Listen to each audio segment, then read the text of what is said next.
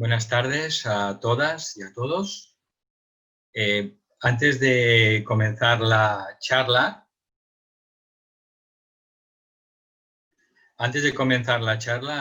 vamos a hacer 3 ohms y un momento de alineamiento.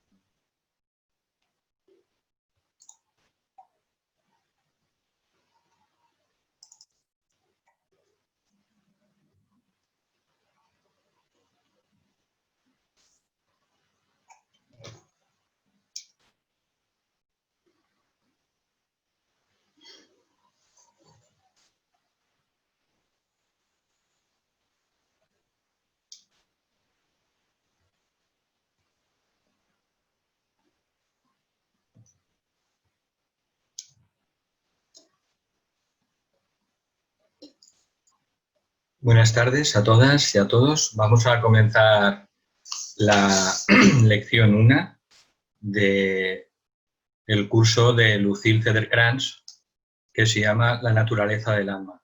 Os pedimos disculpas porque ha habido un pequeño error de malinterpretación sobre el número del Zoom. A partir de ahora siempre se harán las clases a través de Manolo, del Zoom del VTT España, ¿de acuerdo? La primera vez fue por el VTT de Suiza, no, a partir de ahora siempre se hará a través del Zoom del número de Manolo del VTT España.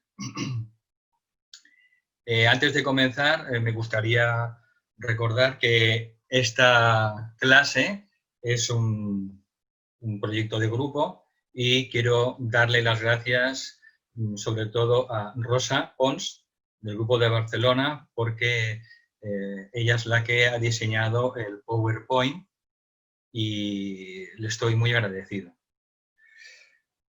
Bueno, la idea es seguir la misma dinámica que en la clase anterior.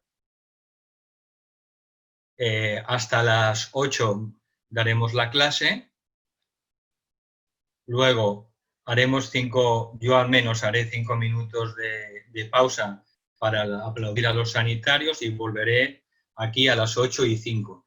A partir de las 8 de la noche podéis empezar a mandar al chat las preguntas que tengáis, todo lo que queráis preguntar en relación con esta lección o también con lecciones de la naturaleza del alma. Y Rosa pues se encargará de irme formulando las preguntas, ¿vale? Y resumiéndolas y sintetizándolas. Vale, esperemos que vaya el PowerPoint porque hay aquí algún pequeño problema. Hoy es un día de los temas tecnológicos. Vale. La lección primera, acordaros que en la lección de introducción el maestro Rakoczy, que es la fuente de la cual derivan estas enseñanzas a través de una discípula que se llamaba Lucille Cedercrans, parecida pues como Alice Bailey. Entonces, en esa introducción nos da las ideas fundamentales que hay que tener siempre presente, que hay unas leyes divinas que gobiernan el cosmos, que es la ley de evolución, la ley de reencarnación y la ley del karma, de las cuales hablamos un poco más extensamente en la clase de Merry Life. Y también en esa lección de introducción hablan sobre el camino de iniciación. Bien, en esta lección se divide como en tres partes. La primera habla sobre la Santísima Trinidad o el triángulo de manifestación, habla sobre la triple naturaleza del alma humana, cómo está constituida la individualidad humana, habla de su alma espiritual, humana y animal, y habla sobre, en la tercera parte, la importancia de los motivos que hay que tener antes de entrar dentro de las enseñanzas esotéricas, y da 4 pautas para acercarse a esta enseñanza. Bien, vamos con el primer bloque. El primer bloque habla sobre los 3 principios de la divinidad, lo que se conoce pues como la Santísima Trinidad. En todas las teologías se habla de que la divinidad del Ser Supremo, siendo uno, se manifiesta de 3 maneras: Dios Padre, Dios Hijo o Dios Madre, pero en todas las teologías tenemos la misma Trinidad: Brahma, Vishnu y Shiva. En la teología egipcia exactamente igual: Isis, Osiris y Horus, etcétera, etcétera. De manera que la divinidad se manifiesta en forma triple, como iremos viendo, igual que el ser humano. Dicen todas las sabidurías que el ser humano está hecho a imagen y semejanza del Creador. Por eso veremos que también tenemos nosotros esta constitución trina. Esta constitución trina, desde el punto de vista de la polaridad, ¿sabes? La ley masculino, femenino, polo positivo, negativo, pues se define esta Trinidad como espíritu y materia, y que cuando el espíritu y la materia se unen, producen la consciencia. Esto es lo que ocurre de manera parecida cuando unimos los 2 polos eléctricos, ¿no?, de un sistema. Si unimos el positivo y el polo negativo, se produce la chispa, la luz, o podemos encender una bombilla para iluminarlos. De manera que, desde el punto de vista de la polaridad, tenemos el espíritu y la materia, y cuando se unen, tenemos la consciencia. En el acercamiento ocultista, al polo positivo se le llama la voluntad divina.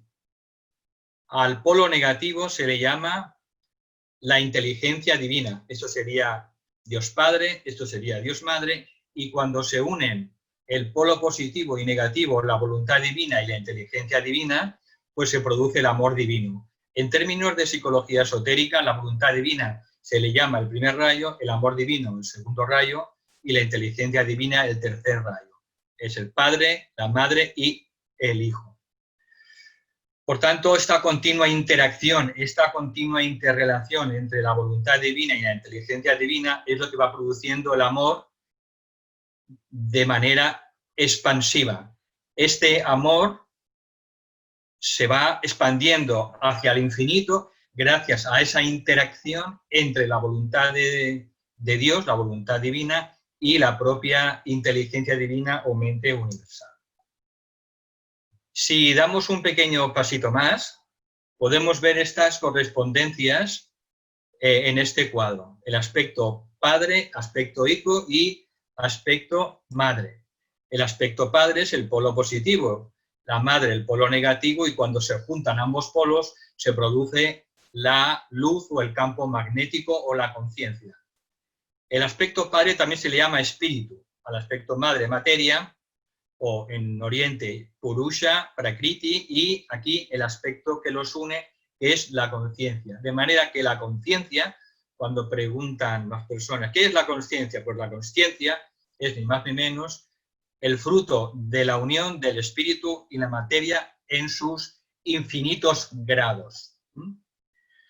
Luego, el aspecto padre se le llama la voluntad divina, al hijo el amor divino y a la madre la inteligencia divina. El aspecto padre es lo que se llama también el propósito, el aspecto hijo es la evolución y el aspecto madre la actividad. Y en términos más bien teosóficos, o más bien del World Teacher Trust o incluso de la escuela arcana, pues tenemos al aspecto padre dentro del ser humano, se le llama mónada o la chispa divina, a veces el yo soy, al aspecto hijo se le llama el alma o el yo soy, o alma budimanas, y al aspecto madre tenemos lo que es el ser humano o la personalidad humana.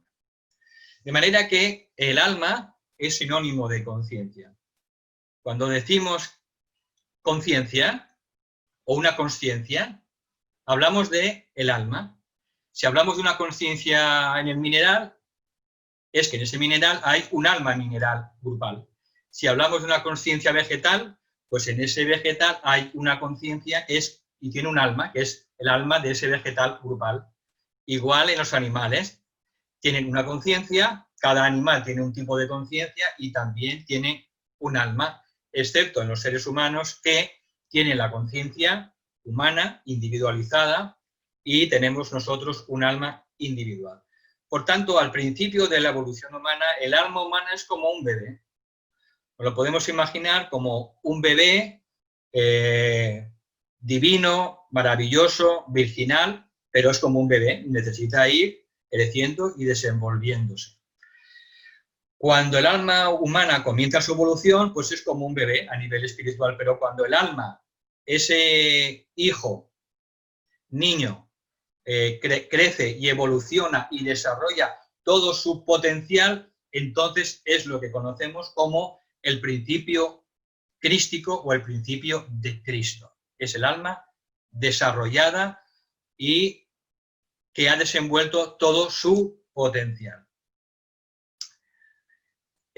Una de las claves que da el maestro Rákóczi dice que para desarrollar, todos tenemos que intentar desarrollar en el camino ocultista esa conciencia, esa percepción para ir entrando detrás de las formas o apariencias.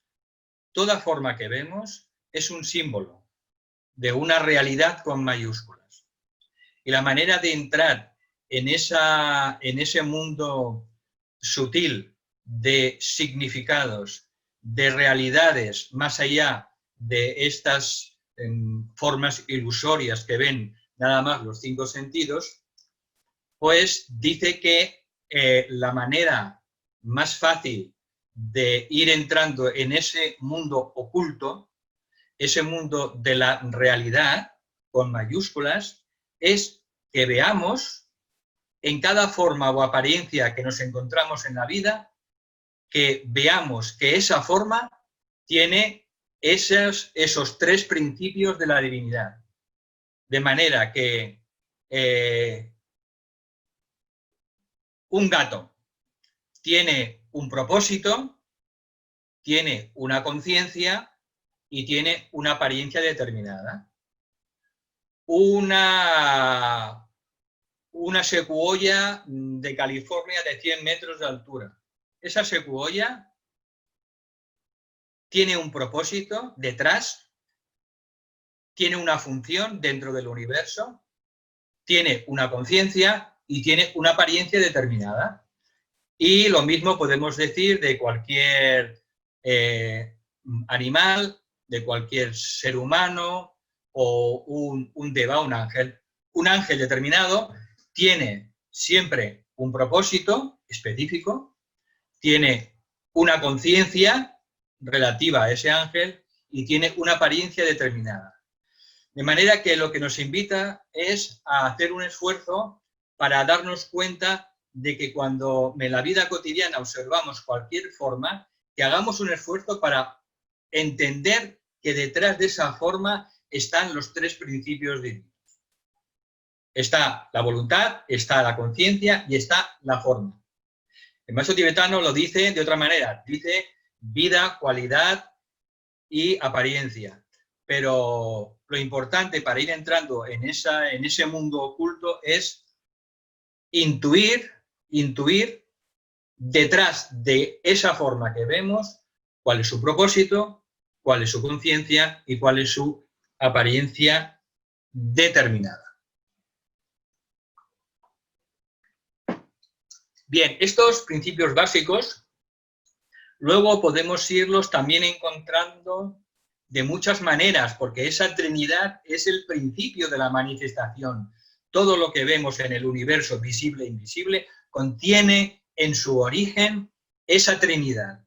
Y ese esfuerzo por intentar ver, intuir esa Trinidad en cada forma que vemos, es lo que va desarrollando esa capacidad oculta para entrar en la realidad detrás de los símbolos y detrás de lo que ven los sentidos físicos. Por tanto, un ejemplo puede ser el principio del propósito, la voluntad, pues cuando hablamos de poder, cuando hablamos de luz o cuando hablamos de forma. Cuando estamos hablando de la luz, de los guías de la luz espiritual, estamos haciendo referencia al segundo principio de la Trinidad, la luz, el Hijo, la conciencia, el alma. Y lo mismo podemos decir que existe una causa detrás de cada forma, de cada apariencia, de cada ser. Existe una causa, que es lo que hace que eso venga a la existencia. Existe un efecto, que es lo que vemos nosotros, y eso tiene un significado. Cuando se dice en ocultismo que tenemos que ir del mundo de los sentidos al mundo de los significados, nos dicen que tenemos que ir en primer lugar al mundo de los significados. ¿Qué es? Al mundo del alma. Porque lo otro todavía nos queda muy lejos. Por tanto, el siguiente paso para la humanidad que está en el camino espiritual, para los millones de hombres y mujeres, pues está ir poco a poco entrando en ese mundo de los significados, que es el mundo de la luz, el mundo del alma. Entonces, una vez que hemos visto esto, podemos entender ya un poco mejor qué significa en realidad nuestro planeta, el logos planetario, lo que se llama en biología Gaia. Bueno, el alma del logos planetario de nuestro planeta, el ser en el que vivimos, nos movemos y tenemos nuestro ser, pues es una conciencia que ocupa todo el planeta y que esa conciencia se manifiesta a través de millones de formas. Estas formas que hay en el planeta, pues se conocen como los 5 reinos de la naturaleza: el mineral, el vegetal, el animal, el humano y el reino espiritual, el 5.º reino. Y cada reino, a su vez, es un ser o una alma dentro de la conciencia del logos planetario. Cuando se dice que el logos planetario o su encarnación, el Sanat Kumara, es consciente de cualquier hoja que cae al suelo de cualquier árbol, está haciendo una afirmación esotérica. Y es que la conciencia del logos planetario de Sanat Kumara abarca todo el planeta y todos los reinos y todas las conciencias que habitan dentro de su círculo no se pasa, que es el planeta. Por tanto, dentro del reino humano podemos decir que cada alma individual es una célula dentro del alma de la humanidad. Los problemas que padece la humanidad es porque las almas humanas no se consideran parte de esa alma de la humanidad. No nos consideramos como células o átomos de esa alma de la humanidad. Si nos consideráramos de verdad células de esa gran alma de la humanidad, pues veríamos que casi la totalidad de los problemas que padece la humanidad, que tienen su origen en el espejismo de la separatividad, pues desaparecerían. Por tanto, es importante reflexionar a menudo sobre el alma de la humanidad y que nosotros somos una sola célula. Luego, dice el maestro que todas las almas humanas, consciente o inconscientemente, trabajan hacia un propósito y tienen el mismo objetivo.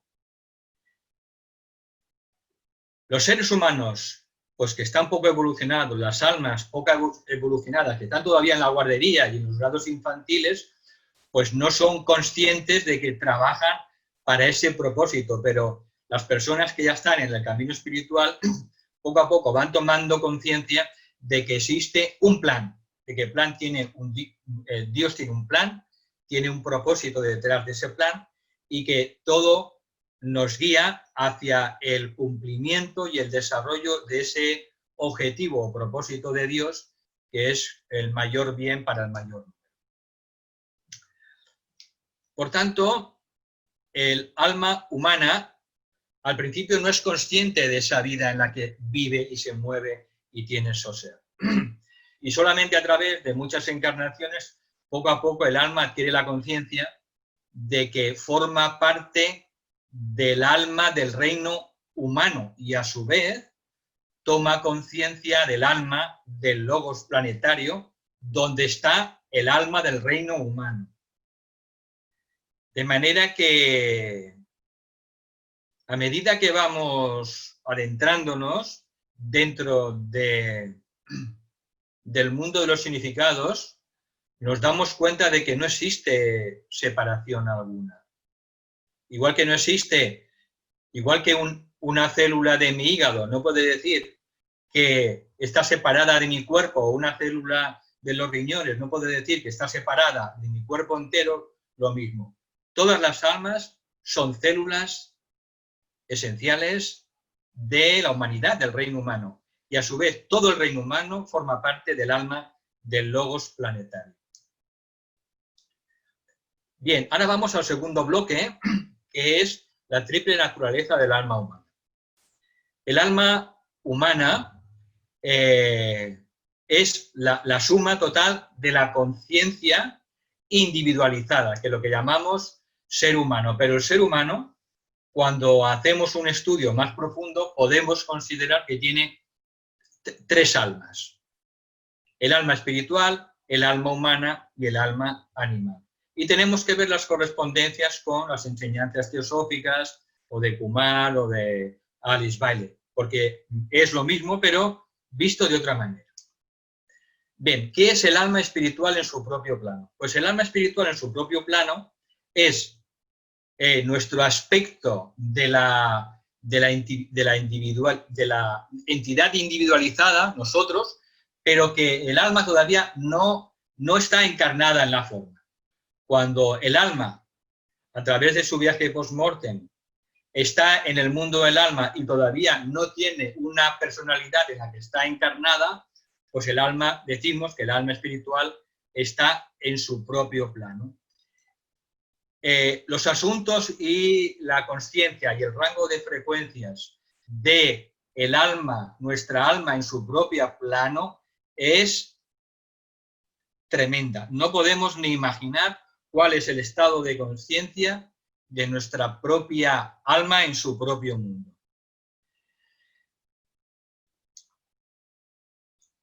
El tipo de conciencia que tiene nuestra alma espiritual en su propio mundo, antes de estar encarnada, es lo que se conoce como el estado de supraconsciencia.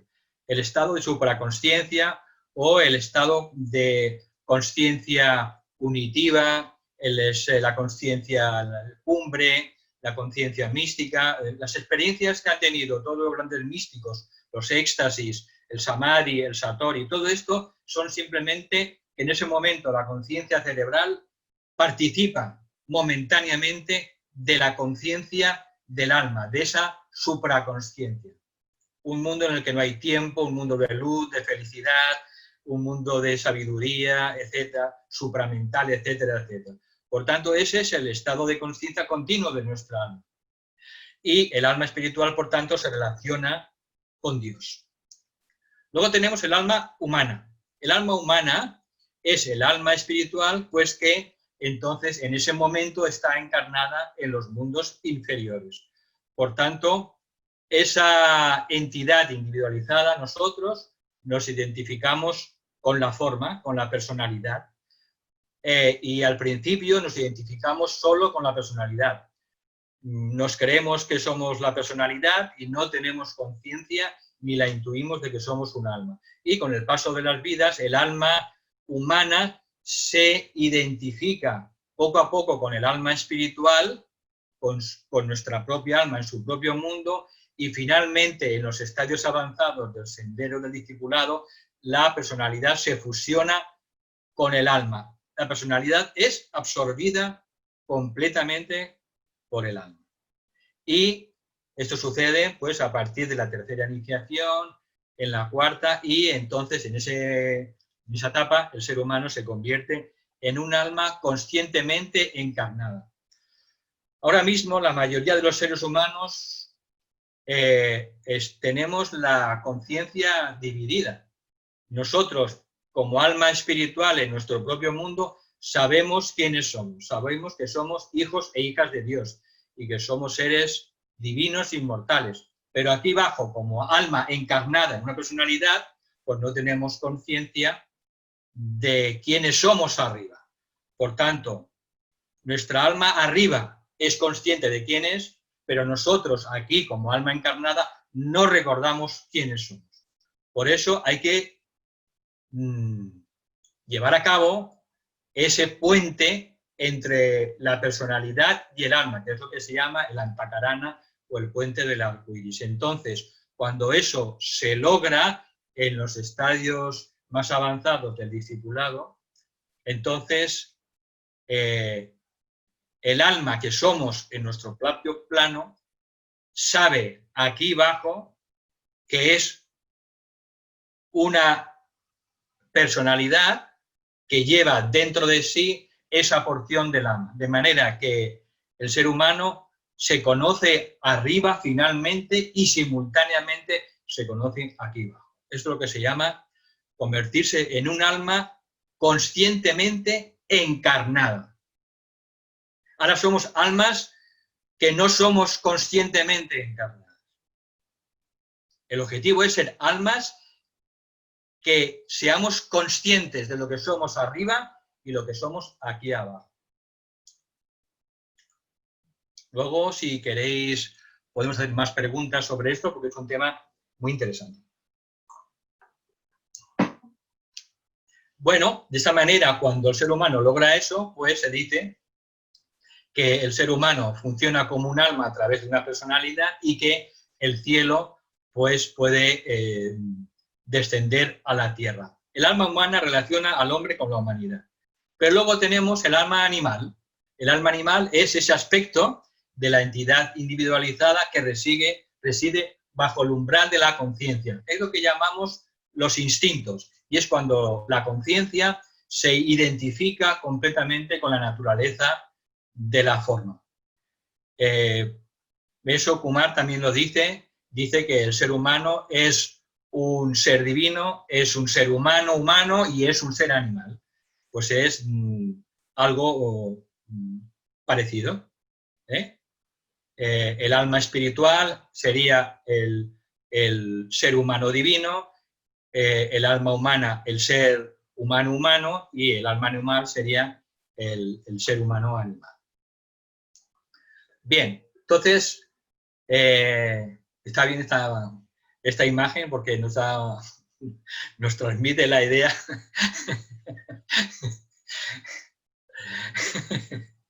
de que aunque somos humanos, pero a veces nuestra alma animal predomina y cuando predomina, pues en las determinadas reacciones animales, pues vemos nuestra conexión con el alma, con el reino animal. Bien, ahora vamos ya al tercer bloque que dice la cuestión de los motivos y las 4 pautas para acercarse a esta enseñanza. Bien, dice que sobre todo nos preguntemos antes de continuar estas lecciones, que son 40 lecciones, y vuelvo a repetir, según el maestro Rákosio, el conde Saint-Germain, pueden permitir, cuando se siguen sinceramente, transformar a un aspirante en discípulo o discípula aprobacionista y a una discípula aprobacionista en una discípula aceptada conscientemente en el ashram de un maestro, pues dice, antes de seguir, pregúntate sobre todo por tus motivaciones. Si tienes algún motivo egoísta o pretendes con estas enseñanzas pues beneficiarte o lograr alguna cosa para ti, lo dice rotundamente, es mejor que no sigas. Es mejor que no sigas porque tendrás problemas. Entonces dice que el único motivo para adentrarse en estas enseñanzas, como en todas las enseñanzas serias, es el poder ser cada vez más útiles a los demás, poder ayudar y servir a los demás. Y dice que esa es la verdadera protección. La verdadera protección es tener unos motivos puros, seguir, continuar en ese camino, escuadriñando nuestros motivos de vez en cuando para ver si tenemos algún motivo personal egoísta, si perseguimos algo para nosotros de manera egoísta o si la única finalidad es ser más útiles a los demás. ¿Por qué? Porque dice que a medida que el aspirante o el probacionista empieza a escalar poco a poco el sendero de iniciación, él tomará contacto con energías muy poderosas, energías de fuego, energías ígneas, y que si albergamos algún propósito egoísta, pues podemos tener importantes problemas. ¿Qué es mejor? Nada, tomárselo con tranquilidad, que esperemos y que cuando nos aseguremos que no tenemos ningún motivo egoísta, pues que entonces demos ese paso. Dice que sobre todo, que la nota clave de una discípula o discípulo en probación, y por supuesto aceptado, es la inofensividad. Esto concuerda con lo que Uma nos ha enseñado siempre, con la ciencia del yoga, que es ahimsa, es el primer principio, y es ser inofensivos. Por tanto, si somos muy intensos a la hora de preguntarnos si somos o si ofendemos a los demás con nuestro pensamiento, si podemos ofender a los demás con nuestras emociones, con nuestras palabras o con nuestros actos, pues que enseguida hagamos la corrección oportuna. Por tanto, la da como la clave principal, la inofensividad. Y luego, ya para terminar, pues da 4 reglas a seguir en el sendero que nos van a ayudar a ir caminando con paso firme. Dice, primero, mente abierta. Esto, como sabéis, es uno de los principios de la escalera de oro. Significa que tengamos la mente abierta, reconociendo que somos aprendices de la verdad y de la sabiduría y que puede haber muchas cosas todavía que no comprendemos y que con el paso del tiempo lo haremos. Y esto nos pasa a todos. Cuando leemos un libro profundo como La Doctrina Secreta o como cualquier libro de Alice Bailey o incluso los de Lucille Feder-Krantz, entendemos cuando lo leemos por primera vez, pues a lo mejor entendemos un 20%, pero al cabo de 1, 2 o 3 años, cuando lo volvemos a leer ese pasaje, entendemos un 40%. Y al cabo de 4 o 5 años, le releemos el pasaje y volvemos a entender un 60%. ¿Qué significa? Pues que nuestra mente también se va abriendo, la intuición la va penetrando, la luz del alma va penetrando en esta mente concreta, y por eso que mantengamos esa mente abierta, que nos veamos como aprendices, sencillamente, somos aprendices y que estamos en un proceso de aprendizaje continuo. Luego dice la segunda regla, acepta solo aquello que comprendas. Es decir, nos invita a que no aceptemos aquello que no comprendemos con nuestra mente y con nuestro corazón.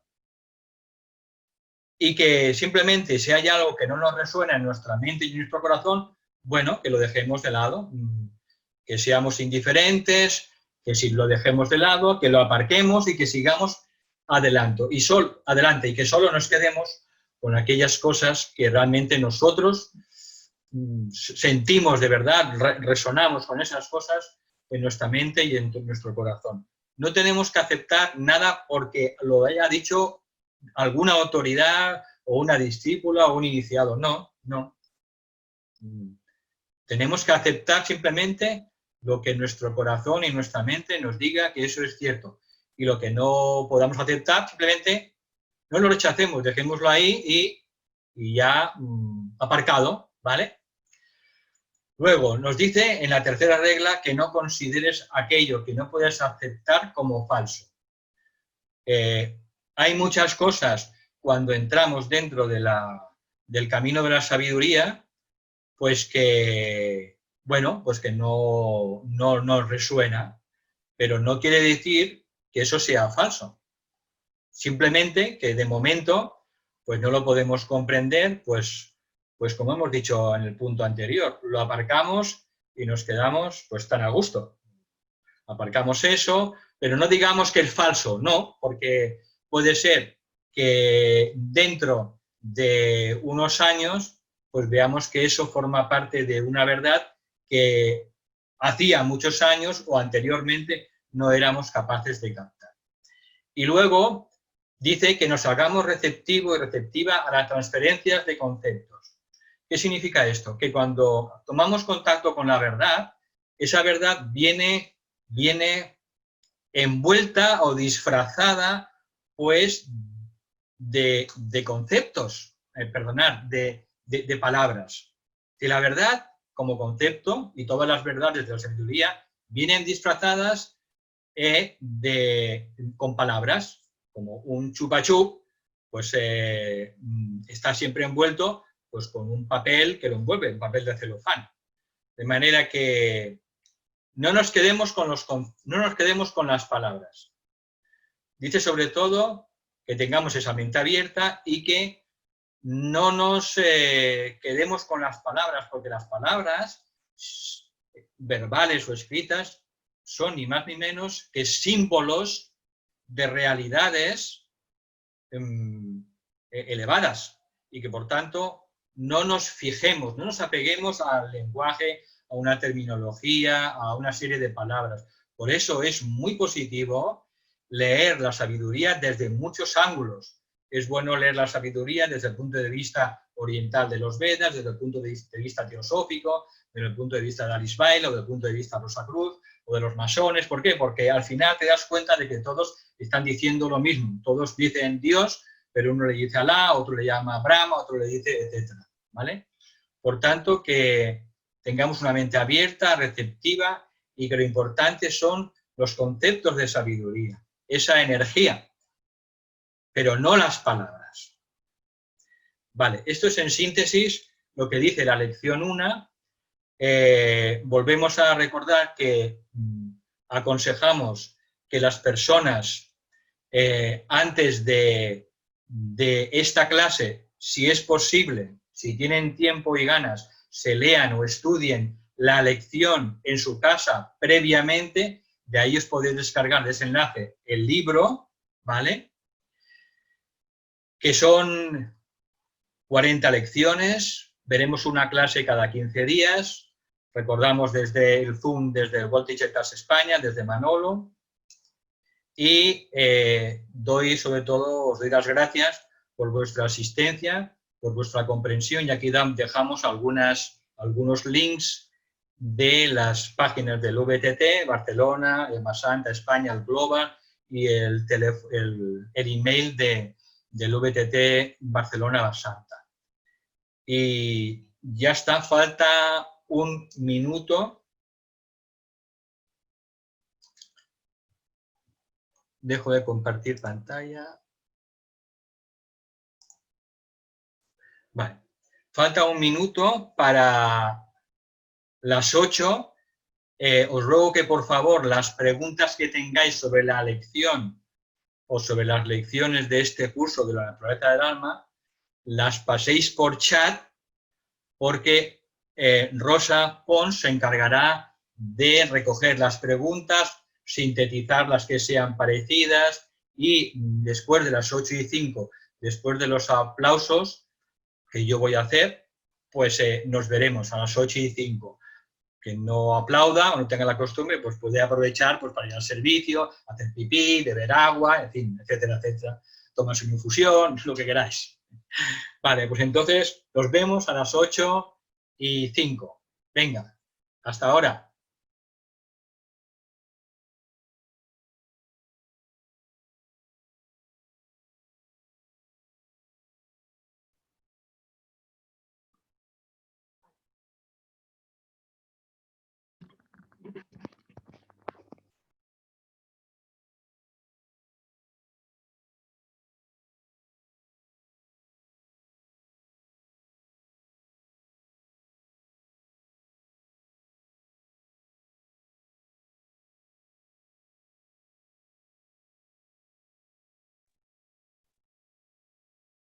Valentín, ¿empezamos con las preguntas?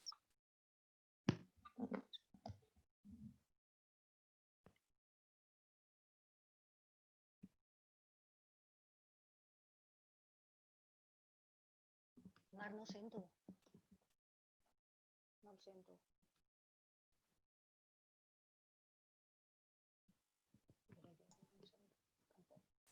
Vale, ¿ahora se me oye? Sí, Valentín, yo te oigo. ¿Me oyes a mí? Te oigo muy flojo, ¿eh? Muy flojito. ¿Ahora mejor? Ahora mucho mejor. Ahora mejor. Vale, pues empezamos con las dos primeras preguntas. Primero, presentarme, soy Rosa. Os quiero dar las gracias por vuestra asistencia y por las preguntas que estáis formulando. Las dos primeras preguntas las plantea Ariadna y nos dice, aunque a partir del estudio y ampliación de conciencia sepamos mentalmente que somos alma, eso no significa que el alma sea un alma conscientemente encarnada. Y la segunda pregunta, ¿cómo saber cuándo se convierte en alma conscientemente encarnada?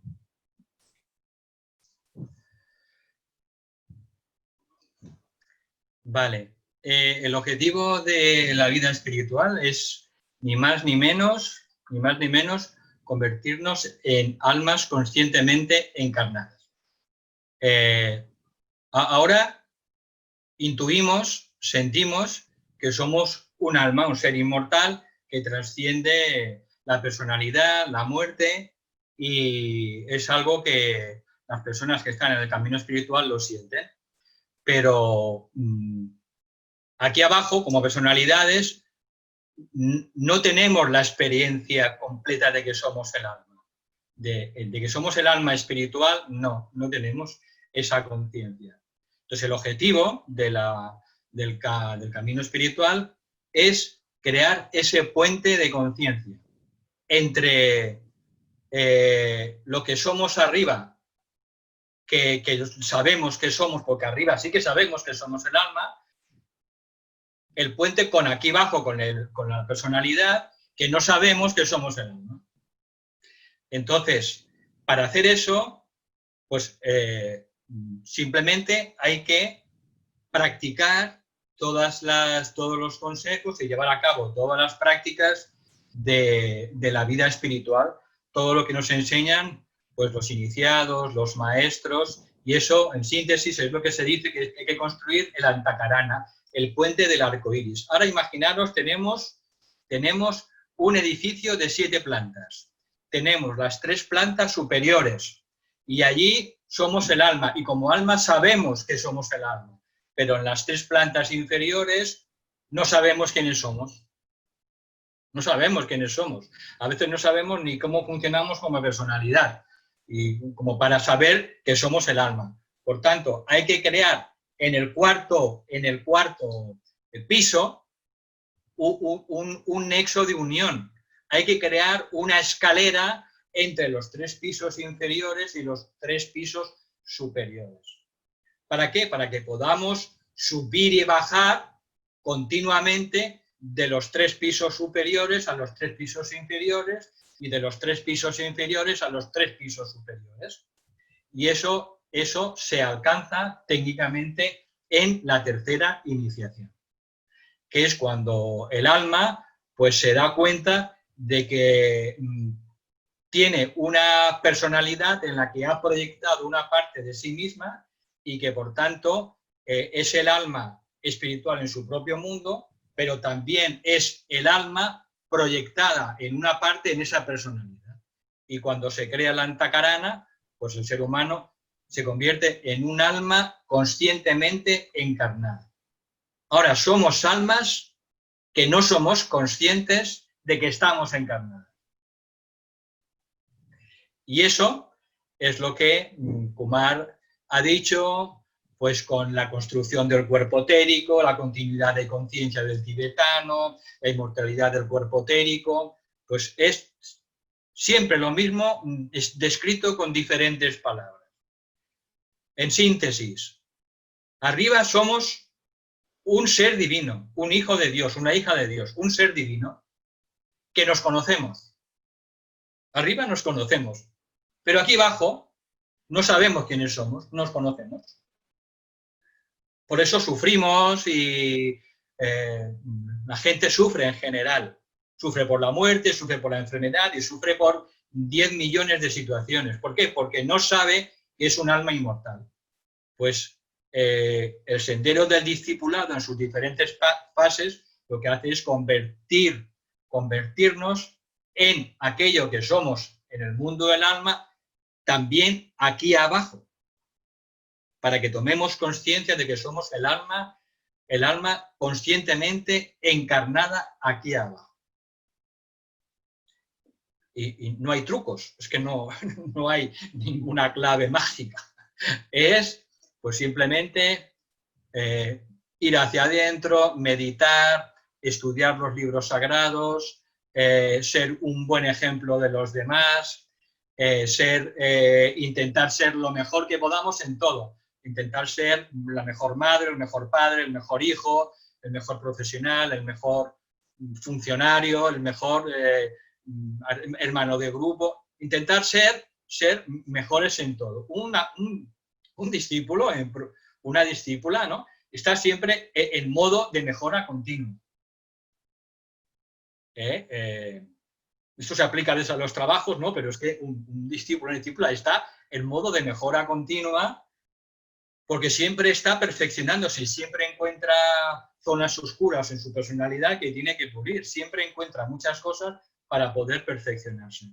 Con lo cual, en ese proceso es como poco a poco se va creando el antakarana y, sobre todo, siendo inofensivos, que ya lo hemos visto, y, sobre todo, ayudando a los demás, compartiendo nuestros talentos, nuestros dones. Esos dones y talentos son dones del alma, son talentos del alma. No son nuestros, la personalidad. Son talentos que se han infiltrado a través de los 3 cuerpos y se expresan con limitaciones a través de la personalidad. Por tanto, esos talentos tenemos que compartirlos. Y esto es lo que se llama pues, ayudar a los demás, servir a los demás, llamarlo como queráis. Pensar en los demás. Y así, un día, pues poco a poco, se produce la fusión total de lo que somos como alma espiritual con el alma humana, que ha trabajado ya el alma animal, la ha absorbido y finalmente el alma humana y el alma animal unidas se funden con el alma espiritual, lo que somos arriba. Esa es mi respuesta. Valentín, en principio no hay ninguna pregunta más. Eva también había hecho la misma pregunta de cómo se crea esta escalera, pero yo creo que ya la has respondido.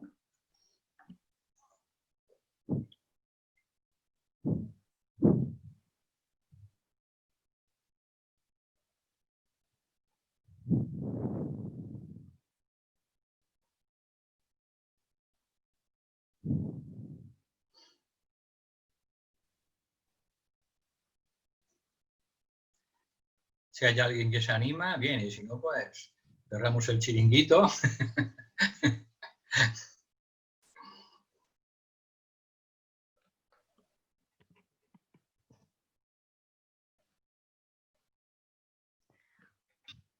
Me hacen por el chat una pregunta.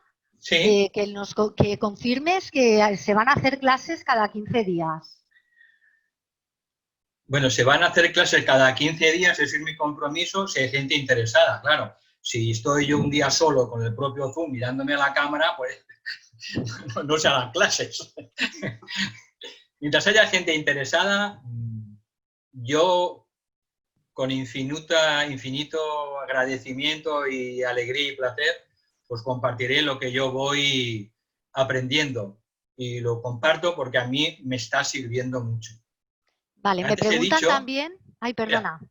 Antes he dicho que es importante para abrir la mente no solo leer, no solo estudiar las enseñanzas esotéricas desde un único prisma, sino a acostumbrarse a ver que todas las corrientes esotéricas serias, todas vienen, aunque son distintas o ligeramente distintas en la forma, todos vienen de la misma fuente, y la misma fuente es la jerarquía. La jerarquía de maestros, ellos nunca dan la enseñanza directamente, nunca lo han hecho ni lo harán. Lo hacen a través de discípulas y discípulos, sobre todo en esta era a través de discípulas. Entonces la jerarquía comenzó a dar esta oleada de sabiduría a través de Blavatsky a finales del siglo XIX, luego a través de Alice Bailey durante 30 años, del 29 al 49, luego a través también de Elena Roerich, y posteriormente la dio a través de una discípula norteamericana que la conocen en su casa prácticamente, porque muy poca gente la conoce, pero la gente que ha estudiado Alice Bailey sí que al final reconoce que tiene la misma fuente de inspiración, solo con una ligera diferencia, que es que la enseñanza del tibetano terminó en 1949. Y la revelación que produjo la jerarquía a través de, sobre todo, el maestro Rakoczy, pues acabó pues a finales de los 80, con lo cual hay información más actualizada, información nueva y sobre todo la enseñanza que transmitió Lucille Cedercran está matizada por el séptimo rayo de orden o magia ceremonial. Está matizado por el séptimo rayo y que es el rayo que va a tener la mayor importancia en nuestra nueva era. Como sabéis, claro, el maestro Saint Germain es el maestro no solo del séptimo rayo, es el Mahashohan. El Mahashohan, que es el maestro del tercer departamento, es el maestro Rakoczy que gobierna los rayos 3, 4, 5, 6 y 7. Es el señor de la civilización, con lo cual hoy en día es el que más trabajo tiene. Y el que más maestros está moviendo, porque justamente a medida que esta civilización ya caduca, se está cayendo a trozos, pues hay que levantar la nueva civilización de la era de Acuario.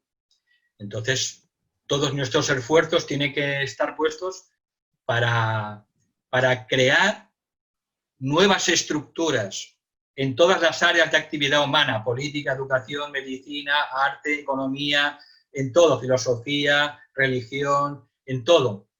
Y eso lo tienen que hacer las personas que sientan la inspiración de crear un nuevo mundo mejor, más solidario, más humano, y eso es la tarea en la que estamos todos comprometidos, cada uno y cada una en su propio sector de servicio. Nosotros no podemos llegar a todo y servir en todos los campos de actividad, es imposible. Nosotros normalmente servimos en un campo de actividad esencialmente de acuerdo al rayo de nuestra alma. El campo de servicio está bajo la dirección del rayo de nuestra alma. Por eso es importante conocerse a sí misma y a sí mismo. Lo que llama el tibetano, conocer nuestros 5 rayos, nuestro equipo. Conocer el rayo del alma, el rayo de la personalidad, el rayo de la mente, de las emociones y del cuerpo físico. Y conocer esos 5 rayos es fundamental para saber en qué campo de servicio tenemos que transmitir y poner nuestro grano de arena. Dime, Rosa. También nos preguntan la metodología de estudio para seguir las clases. Preguntan que si hacemos clase cada 15 días, si se deben leer un capítulo cada semana para poder tener la visión conjunta. Bueno, vamos a ver. Lo ideal es que cada lección de las 40 del curso de la naturaleza del alma, previamente la hayamos leído nosotros. Eso es lo ideal. Lo ideal, por tanto, sería que antes de que nos veamos dentro de 2 semanas, podáis leer, mejor estudiar. Claro, una cosa es leer una lección y otra cosa es estudiar. Estudiar significa releer, subrayar, pensar, reflexionar sobre algunas palabras, algunos términos. No es lo mismo leer que estudiar. Por tanto, se ruega, ¿no? Pues que estudiemos esa lección antes de que nos veamos dentro de 15 días. Entonces, os descargáis el manual de las 40 lecciones y para antes de 15 días os leéis, os estudiáis la segunda lección. Como mínimo una vez. Como lo ideal es tener un ritmo, porque este curso trabaja con el séptimo rayo, es que si podéis, os leáis esa lección, os la estudiéis al menos 2 veces. Una vez cada semana. Porque seguro que en la segunda semana encontraréis muchos más significados que en la primera semana. Y entonces, habiendo estudiado esa lección, pues nos vemos aquí, yo la expongo la síntesis, lo que creo que es más importante, y entonces pienso que esa es la manera más provechosa para todas vosotras y todos vosotros. Otra pregunta, Valentín. Si el alma es inconsciente de su encarnación, ¿con qué conciencia funciona a través de la personalidad? ¿Qué tipo de conciencia tiene? Y cuando hablamos con ella en meditación y en oraciones, ¿qué tipo de vínculo creamos con ella si está en modo inconsciente? A ver, el alma en su propio mundo, al principio de la evolución, es prácticamente inconsciente de la personalidad. Nosotros nos pensamos que aquí somos algo muy importante, en fin, nos pensamos que somos grandes de todo, ¿no? Y el alma en su propio mundo pasa de nosotros porque es que no le interesa. Empieza a interesarse por la personalidad cuando la personalidad empieza a interesarse por el alma.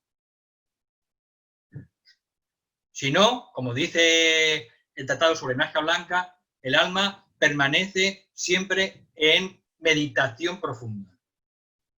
¿Por qué? Porque el alma también tiene su trabajo.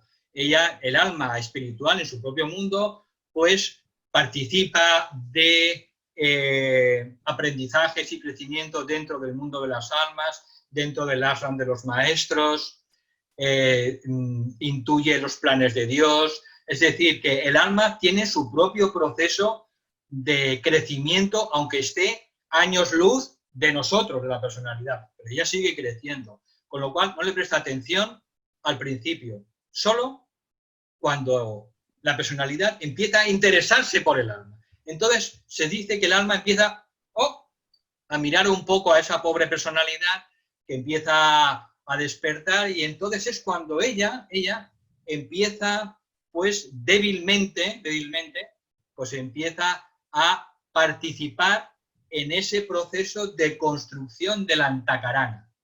El antakarana, entre la personalidad y el alma, se produce en ambas direcciones. La personalidad tiene que dar el primer paso, y cuando empieza la construcción del antakarana hacia el alma empieza a tejer ese hilo del antakarana desde su mundo hacia la personalidad, hasta que en una encarnación en el discipulado, esos dos hilos, uno que sube y otro que baja, al final se juntan y se entrelaza completamente ese hilo, que es el hilo del antakarana. A partir de ahí ya hay comunicación telefónica y por vídeo. Me refiero que la comunicación es... Ahora no tenemos ninguna comunicación, excepto la vida. Pero a partir de ese momento tenemos comunicación completa con el alma. Con lo cual la personalidad sabe lo que hace el alma, lo que piensa el alma, vive la conciencia del alma, y el alma también vive la conciencia de la personalidad, porque se han fusionado. Ya no hay separación entre el alma y la personalidad. Eso es lo que se llama el alma fusionada con la personalidad. Eso ocurre en la tercera iniciación. Y eso, pues, es un proceso largo, pero cuando el ser humano llega ya a la etapa espiritual del discipulado, sea como aspirante sincero o ya como discípulo o discípula en probación, pues eso experimenta una aceleración tremenda. Y esa aceleración en la era de Acuario va a ser el doble o el triple de rápida, gracias al séptimo rayo. Por eso, en esta era de Acuario, hay una oportunidad que solo se da cada 25.000 años. Porque el séptimo rayo lo que hace es unir lo más elevado con lo más denso. Une el espíritu con la materia, une el alma con la personalidad. Da la facilidad para eso. Cosa que otros rayos no producen. Y por tanto, como la era de Acuario está precedida por el séptimo rayo, por tanto, será muy fácil traer a la manifestación los estados de conciencia del alma. Por eso también será tan fácil producir la magia en los dos sentidos. Porque el séptimo rayo no es ni bueno ni malo. Es la energía que produce la facilidad para que lo sutil se exprese en lo denso. Por eso vivimos una oportunidad única, porque en esta época del séptimo rayo se van a producir cosas con una facilidad que eso no se produce, solo se produce cada 2.500 años.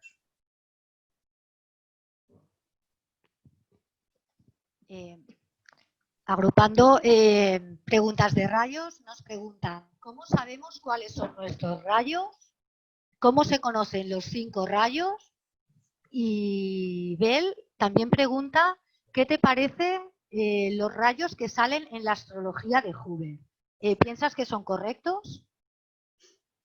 Bueno, los rayos es un conocimiento intuitivo que lo tenemos que ganar por propio esfuerzo. Si nosotros tenemos esa intuición latente, la tenemos en estado potencial y tenemos que irla desarrollando a través de lo que conocemos, a través de la meditación, el estudio, el cultivo del carácter, pulirnos el carácter y servir a los demás. Entonces, a partir de ese esfuerzo continuo y de inofensividad, pues vamos desarrollando la intuición. Y poco a poco la intuición nos va guiando hacia el conocimiento de esos rayos. Esos conocimientos de los rayos, de los 5 rayos, puede ser intuitivo o puede ser pues, a través de la astrología esotérica, la astrología del alma. No es un conocimiento mental, aunque evidentemente ayuda si estudiamos el tomo primero y el tomo segundo de los 7 rayos, que son sobre psicología esotérica, evidentemente ayuda, porque entonces nos daremos cuenta de la importancia de los 7 rayos, porque los 7 rayos gobiernan todo el universo, todo el cosmos, todos los reinos, todas las galaxias, todos los seres vivientes, todo está gobernado por los 7 rayos. Es que no hay nada que esté fuera de los 7 rayos. Por tanto, la propia sinceridad y el propio caminar en el sendero del discipulado, lo que nos va conduciendo poco a poco es ir a encontrando poco a poco el conocimiento de estos rayos. Lo más importante es conocer primero el rayo del alma y luego el rayo de la personalidad. Estas 40 lecciones de este curso dan muchas pistas sobre cuál puede ser el rayo de nuestra alma. Nuestra misión en la vida, nuestro trabajo, viene determinado por el rayo del alma. Por tanto, a lo largo de estas lecciones vamos a hablar de los rayos, pero bastante. Por tanto, pues bueno, os invito a que si os gusta o tenéis interés, pues vayáis siguiendo este curso, pero lo esencial es que lo vayáis estudiando en vuestra casa. Lo que hacemos aquí en la clase es un aperitivo, me refiero. El esfuerzo es vuestro. Tenemos una facultad de la intuición y la intuición es una cualidad del alma. Por tanto, tenemos que esforzarnos para desarrollar o traer aquí abajo la facultad de la intuición. que está más allá de la mente, del conocimiento mental. Por tanto, poco a poco nos irán llegando ayudas, revelaciones, libros, personas, cosas que nos irán dando las claves, si tenemos interés sincero, para ir conociendo nuestros 5 rayos. Y vendrán de cualquier manera, porque la vida solo intenta ayudarnos, solo intenta hacer que crezcamos en conciencia. Solo tenemos que ser cada vez más sinceros y tener cada vez una personalidad más pequeñita, más disminuida. Si tenemos una personalidad cada vez mayor, más grande, pues vamos en el camino equivocado. Esta personalidad tiene que menguar, como dice claramente el signo de Géminis. Reconozco a mi personalidad y cuando a ese yo pequeño, y cuando ese yo pequeño mengua y decrece, como alma, yo crezco y brillo. Por tanto, tenemos que seguir todas las pautas de manera práctica.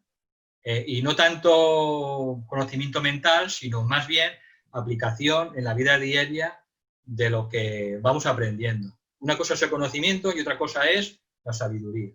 En los libros solo hay conocimiento, nunca hay sabiduría. La sabiduría es el conocimiento aplicado en la vida cotidiana. ¿Cómo? Pues a través de nuestra relación con los seres más cercanos.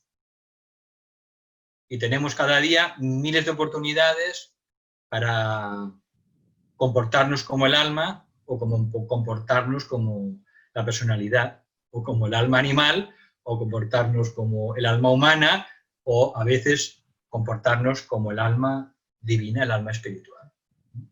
Por tanto, nuestro campo de batalla lo tenemos ahí, en la vida diaria. Y a partir de ahí nos irán llegando todos los conocimientos que necesitemos, incluidos los conocimientos sobre los rayos. Lo que sí es cierto, que llega un punto que para ser altamente efectivo a la jerarquía hay que conocer el rayo de nuestra alma, porque es donde nosotros vamos a hacer nuestra contribución, nuestra alma va a hacer su contribución específica. Por tanto, cuanto antes conozcamos el rayo del alma es mejor, porque entonces nos pondremos manos a la obra en la viña del Señor, dentro del plan divino. Ya está, Rosa. ¿En qué momento separamos alma y personalidad y por qué? ¿En qué momento separamos alma y personalidad? ¿Y por qué? No, es que no están separadas. Si el alma y la personalidad no están separadas. Es decir, si el alma se separara de la personalidad, automáticamente vendría la muerte. Porque el alma se ancla en la personalidad y en el cuerpo físico a través de 2 anclajes, el hilo de vida en el corazón y el hilo de conciencia. Entonces, siempre estamos unidos al alma desde el punto de vista de la vida. Y en el momento en el que el alma retira el hilo de vida del corazón, el cuerpo muere y se descompone, se desintegra. Pero tenemos ese hilo de conciencia, por tanto, nunca estamos separados del alma. Pero tenemos que crear ese hilo de conciencia. ¿Por qué? Porque somos infantes todavía, somos niños pequeños, somos como bebés, y entonces tenemos que crecer hacia el estado adulto. Entonces simplemente pues tenemos que ir creciendo, y a medida que vayamos creciendo iremos construyendo ese hilo telefónico con el alma, pero nunca estamos separados del alma. Otra cosa es que la personalidad se crea separada del alma. De ahí vienen sus problemas. Cuando la personalidad ya está en el camino espiritual y sabe que su trabajo y su misión es permanecer el mayor tiempo posible en la consciencia del alma, como dice el tibetano, permanecer en nuestro ser espiritual, pues poco a poco el alma cada vez nos da más atención, y esa mayor atención hace que la personalidad también se sienta cada vez más acogida y arropada por el alma. De manera que es un proceso natural, no estamos separados el alma y la personalidad, pero hay que construir un puente de conciencia, que es el Antakarana, el puente del arco iris, pero siempre estamos unidos al alma. Es lo que se tiene que ver con lo que se llaman los átomos permanentes. Esos átomos permanentes siempre en todas las vidas son los mismos y que van creciendo también en conciencia y en evolución. Y el alma, después de cada encarnación, cuando muere, se los lleva a su propio mundo. Y cuando le toca encarnar, de nuevo los suelta de nuevo a los mundos inferiores para volver a encarnar. De manera que siempre, siempre el alma está unida con la personalidad. Siempre, desde el punto de vista de la vida. Pero, como niños, tenemos que empezar a crear el otro puente, que es el puente de unión, de conciencia con el alma, que es el puente de la Antakarana. Y cuando se logra, finalmente, el ser humano se convierte en un alma conscientemente encarnado. Sabe quién es arriba y sabe que es el alma aquí abajo.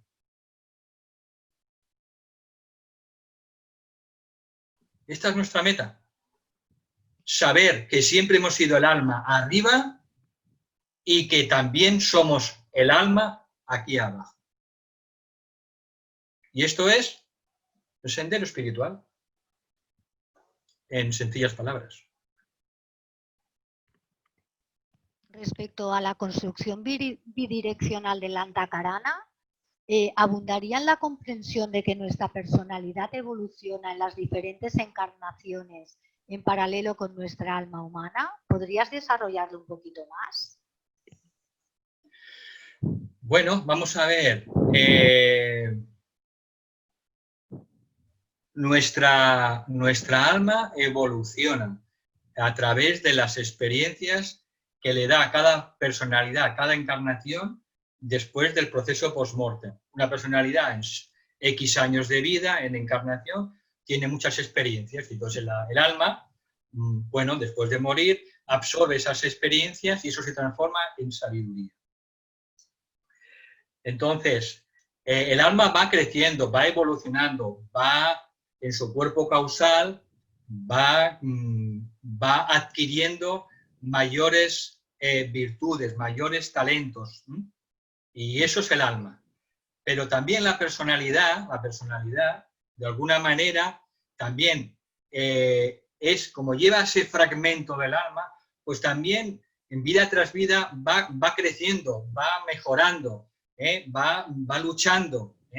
Entonces, sí que se puede decir que la personalidad también va evolucionando, pero recordando siempre que la personalidad es una construcción, una creación del alma para tener experiencias en los tres mundos. Etimológicamente, personalidad, como la etimología es griega, significa máscara. Los actores griegos se ponían la máscara que significa la personalidad.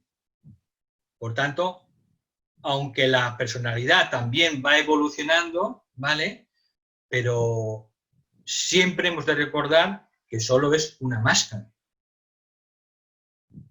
que tiene su vida prestada porque se la presta el alma y tiene una conciencia prestada porque se la presta el alma. Por eso nosotros esencialmente somos el alma. Como dice Teilhard de Chardin, dice, no somos seres humanos que intentamos ser seres espirituales, no, somos seres espirituales que atravesamos por una experiencia humana. Cuando tenemos ese enfoque, pues entonces es cuando se produce esa aceleración, ¿no?, en la evolución del ser humano, porque empezamos a identificarnos verdaderamente con lo que somos.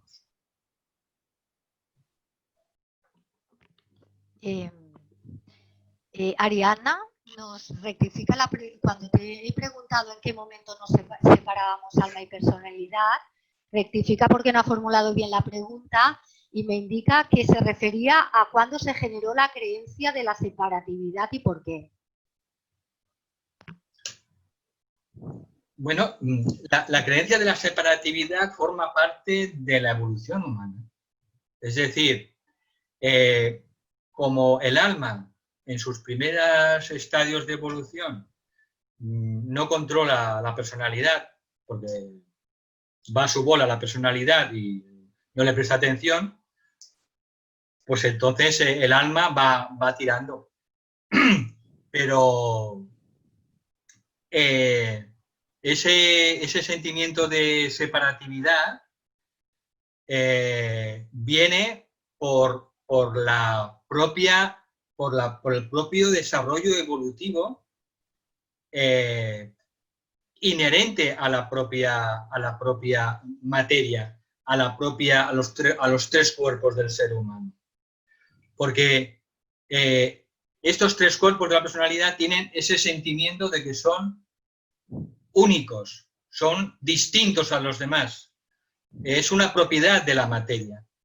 Por tanto, cuando en los estadios ya más avanzados de la evolución el alma es capaz de hacer fuerza o tomar control sobre la personalidad, es cuando entonces la personalidad empieza a percibir que el mundo del alma, que es el mundo de la unidad, no de la separatividad. Entonces, cuando el alma, que siempre sabe que es una célula del alma de toda la humanidad, empieza a ejercer presión y la personalidad responde al alma, es cuando entonces definitivamente la personalidad toma conciencia de esa pequeña parte de la conciencia del alma, que no tiene ningún sentido ser separatista ni sentirnos separados de los demás, porque eso no es una realidad, eso es una ficción. Sentirse separado de los demás es una ficción mental que ha construido la propia personalidad. Cuando el alma influye tanto en la personalidad, finalmente la personalidad también se da cuenta de que el alma es una con todo el reino humano, con toda la humanidad. Por tanto, hay que ver esto como un proceso natural de evolución, y al principio el ser humano es profundamente egoísta, porque está polarizado a nivel físico, solo gimnasio, músculo, luego se polariza a nivel emocional, con el paso de las encarnaciones, y su lema es: en esta vida te llevarás tripa llena y nada más. Y ese es su lema. Tres cosas hay en la vida: salud, dinero y amor, ¿no? Y lo demás no existe. Pues esa es la polarización emocional, en la que está el 80% de la humanidad todavía. Pero está avanzando, está creciendo, está pasando de clase a clase. Luego está el grupo de personas intelectuales, mentales, idealistas, que estudian temas filosóficos y se preocupan por el mundo de los pensamientos. Y luego llegamos a las personalidades integradas, que son personas que ya funcionan, debido a la evolución, funcionan como un todo integrado. Estas son las más peligrosas. En este punto, ¿por qué? Porque es una personalidad física potente, emocionalmente consistente y controlada, mentalmente poderosa. Y entonces la personalidad se cree que se puede comer el mundo y como el alma todavía no la controla, pues puede, debido a su poder, puede hacer 1000 fechorías. Y esto es lo que vemos muchas veces en grandes personajes públicos, que son personalidades integradas, que tienen mucho poder, pero que no responden todavía al alma. Pero eso es un paso nada más, es una clase. Eso también se supera y finalmente esa personalidad integrada llega un día en el que se da cuenta de que es el alma inmortal, el alma espiritual en su propio plano. Y cuando se da cuenta, la personalidad integrada cae de rodillas ante el alma. Cae de rodillas. Y dice la personalidad: hágase tu voluntad, no la mía. Y a partir de ahí el alma empieza a utilizar la personalidad. Y ya no veremos a un ser humano orgulloso, soberbio, egoísta, no, un ser humano entregado a ayudar a los demás, a compartir sus talentos. Por tanto, hoy en día en el mundo vemos muchas personalidades integradas que están poco a poco acercándose hacia el siguiente estado, que es el alma expresándose a través de la personalidad. Y bien, todo es un proceso natural y somos muchas almas y todas estamos en diferentes clases del gran colegio del planeta y hay que ver las cosas de una manera natural. Lo importante es saber cada uno dónde está y cuál es mi siguiente paso a dar. Esa es la pregunta del millón. ¿Yo dónde estoy? ¿Y cuál es mi siguiente paso a dar? Y ese debe ser nuestro objetivo. Y depende de nuestra polarización, sea física, emocional, mental o de personalidad integrada, pues veremos cuál es nuestro siguiente paso. Muchas gracias, Valentín. Esta era la última pregunta. Vale, pues os doy las gracias, infinitas gracias, y lo dejamos aquí hasta dentro de 15 días. Os he mandado un pequeño regalo, os he mandado el PowerPoint, bueno, el PDF de la presentación, ¿vale? Supongo que os habrá llegado, y si no, pues lo colgaremos en el World Teacher Class. Muchísimas gracias.